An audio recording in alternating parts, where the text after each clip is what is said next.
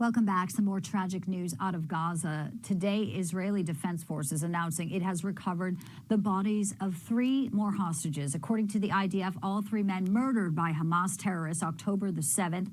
Their bodies then taken into Gaza. One of the men, 30-year-old Orion Hernandez, was the partner of 23-year-old Shani Luke. Her body was also found in Gaza just last week, you may recall.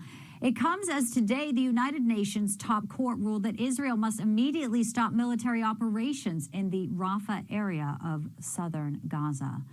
Founder of the American Islamic Forum for Democracy, Dr. Zuhdi Jasser, joins me this evening, as does the senior fellow of the Foundation for Defense of Democracies, Behnam Ben Taliblu. Gentlemen, welcome in. It is a pleasure to have you with us tonight on The Record. Pleasure being with you.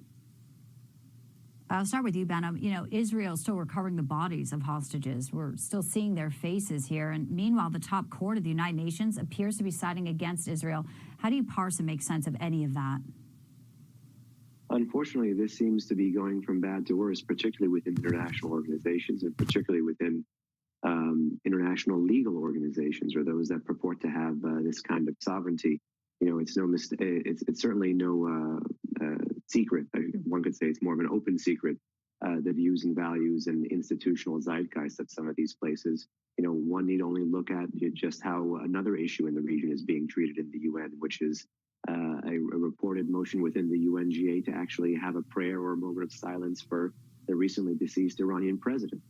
So it seems like if there's anything in terms of a concert or a concordance with Western or liberal views, values, and interests, some of these UN organizations and international institutions are taking the exact opposite view. So it's actually a moment of an opportunity, I would say, for moral and strategic clarity. And you've seen the UN miss the mark again and focus on the kind of things that you had coming out of the ICC. Right, exactly. Those arrest warrants here, which Germany and France say they would actually go forward with, outrageous. You mentioned the moment of silence at the UN. While we talked about hostages too, we also, have to look at the wider picture here. Hamas terrorists and its backer hate the United States. According to reports now, Wednesday, thousands of mourners at the funeral of Iran's President Ibrahim Raisi chanting death to America there. So as we look at America developing support for Israel as the war continues, Dr. Jasser, how do we get folks to wake up and really see the true threat that Iran and its proxies are, not just there, but also on our homeland here in the United States? We just need leadership. We need leadership that obviously the White House is not giving, that the Democratic Party is demonstrating that it's radicalized and has become really part of the red-green axis. As you were talking about at the UN, the UN's been driven by dictatorships and that red-green axis of China, Iran, the far-left extremists, and we see this in Congress with the AOCs working with Ilhan Omar and Rashida Tlaib.